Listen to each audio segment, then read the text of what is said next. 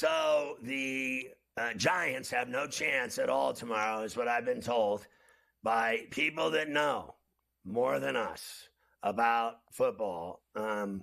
It's really baffling to me how people think that the Dallas Cowboys are so good. I think it's because they pay Dak Prescott and CeeDee Lamb so much damn money. You give them all that money and they don't win, you got to have something wrong with you. Like, there's got to be a way to run, in my view, and I think there's some teams that know how to do it. Pittsburgh's always been, the Roonies have always been flat out cheap. They're market value. That's it. You're not getting some big giant contract from them. It's not happening. Mike Brown, he doesn't want to pay Chase. He only paid Burrow because he's the star quarterback with frosted tips, and he's got 15 nicknames, and he wears expensive sunglasses and does red carpets with no back to his suit. He deserves the money because of his image, but he doesn't win either. So just so we're clear, he did not win the Super Bowl.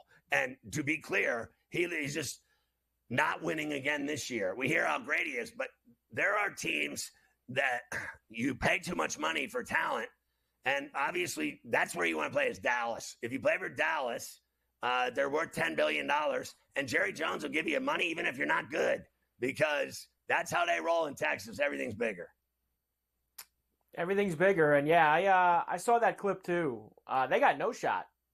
No shot. No shot. Tomorrow night. Games, no shot whatsoever. Not whatsoever. Good head coach he was too, that guy. So the Cowboys and the Giants, let's start there. We'll do Daniel Jones first. Of course, the recent history, Scotty, has not been very good. How about last year at Giant Stadium, week 1, 40-0. The Cowboys beat the Giants. How about later in the year at Jerry's World? 49-17. 89-17 combined over the two games. Daniel Jones very aware of the Cowboy dominance over G-Men. I think, I've, played more, seen more. I think, studied and improved. So obviously didn't go great last time, but we're confident. It's a new team. We're a new team. They're a new team, and we're excited for the opportunity. Yeah. So we could do the same thing here real quick.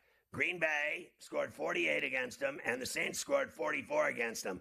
If they're so mother Pharrell good, all they do is get attention for no reason. The greatest, they're now really the greatest playoff flop team in the league. When you go as many times they go and don't win, to me, it's hilarious. And then, so they beat up the Giants. What does those two games have the Sam hell to do with this game tomorrow night besides absolutely nothing? I go back to the Bob Knight line. Put on your game face. We got a big game. You got to put on your game face. There it is. That's the put on your game face. What does anything have to do with tomorrow? You have no idea what's happening tomorrow. Let me tell you something, especially in sports. In life, you know nothing about what's coming around the corner tomorrow. You just think you do. In the NFL, I'm certain of one thing. I don't have the stones to say what that guy said. They have absolutely no chance whatsoever. And then he'll go on the air and tell you he had it right all along. It sounds like some of my friends. Never wrong. So I'm telling you, the best thing for me, health-wise, is to, not talk about teams having no chance ever when everyone's making millions of dollars playing professional football. They are very even, these teams, all of them. No one thought the Saints were going to put 44 on the Cowboys. In fact, the entire circuit contest was obliterated with a Cat 5 hurricane that day called the Saints. So everyone's an expert until they get sucker punched in the orbital and have your face smashed in. Everybody knows everything. You know nothing. I don't know anything either, but I know that these glasses look good on me. Yes, they do look good on you. Let's go to Mike McCarthy next. Of course, the Dallas defense, as you just mentioned, has been much maligned here over the first couple of weeks. They have gotten, frankly, smashed by both the Ravens and the Saints the last couple of weeks at home. Some of their players, Scotty, have been a little outspoken about the last couple of days about what needs to change, what they need to do. A little bit more emotion, following the game plan, things like that. Micah Parsons was one of them. So Mike McCarthy he's another one with his big mouth. This guy never stops talking. He loves the podcast. He never loves running to that podcast. He never did that at Penn State. When he got that money, and I've always said, it changes everybody. And people are like, no, it doesn't. Oh, yes, it does. It changes everybody. That kid was humble, and he was a great player at Penn State. But when he turned to the Cowboys, I don't know what happened to him. Like, he is in fact, he cares more about that stupid podcast of his. Here's a newsflash for you. Spew News. There's 75 billion podcasts. Okay? You talk about, you know what it is to me? Toilet paper. There's too many of them. Can we just have Charmin? They set the standard. Can I get a toilet paper that I don't, tear me up? So podcasts. You know what he should do is focus on that football career that's not doing anything lately. Where's he been lately playing defense? He's been doing that podcast is what he's been doing, talking bad about everybody else except himself. And then he said, I saw him the other day, nobody around here wants to win as much as I do. I wish some guys cared about the game like I do. Yeah, sure you do, dude. Yeah. Why don't you go tape another 5 shows? Yeah, on a Bench podcast takes 10 minutes. But Mafia said to me one day, can you cut it to 5? It's a pain in my ass. That was, of course, one of the things he did say. He was one of the vocal guys giving guys the business on the sideline on Sunday as they were getting run over by the Ravens. Here's McCarthy. As you'll see, Scotty, he wasn't very happy about being asked about changes on defense or what some of his players think.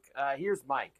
I know you said you guys don't have a ton of time for corrections this week, but with Jordan Lewis talking about details, Michael Parsons last night talking about accountability, how do you kind of work those conversations in this? Pretty dramatic there, Nick. I tell you must practice that one. Jeez, I mean, hey, Thursday's schedule. I mean, that's what we're on. I mean, it's we didn't win the game, so I think that's part of where we are. I mean, so. Yeah, I think they do a good job of answering your questions. It's emotional after the game, so I'm not ever going to referee emotion on the field or after a game. Ah, all right. Yeah. Once again, it's interesting how easy it is, and it always has been easy to get under professional coach's skin. I mean, I'm really good at it. I can make someone snap in less than 2 minutes. 2 minutes, I can make a guy throw me out of the press room for the remainder of the season. I have been thrown out of multiple Major League Baseball clubhouses. I called Barry Bonds an asshat to his face and threatened him. It's like grabbing bats in the clubhouse. I'll hit you. I'll hit you because you're such an ass. He was the biggest jerk since his dad. Can you imagine that household growing up with those 2 asshats and the woman that had to put up with those 2? I mean, honestly, what did the world do to deserve the Bonds, man? I don't know where this started, but when I start talking about people I don't like, it always goes back to them. But I'm telling you, it's so easy to get under coach's skin now. It's just like one question and they snap. Amazing. It really is. CeeDee Lamb also apologized for his outburst on the sidelines on Sunday. He also was yelling and screaming at everybody. I didn't notice. 5.5 is 5.5. I didn't notice because he hasn't done anything since he got all that money. He doesn't catch touchdowns. He apparently throws temper tantrums. I didn't know. Really, is he still on the Cowboys? He's still on the team. I know it's already over with, but they are 5.5-point favorites with a 45.5 total. I like the over.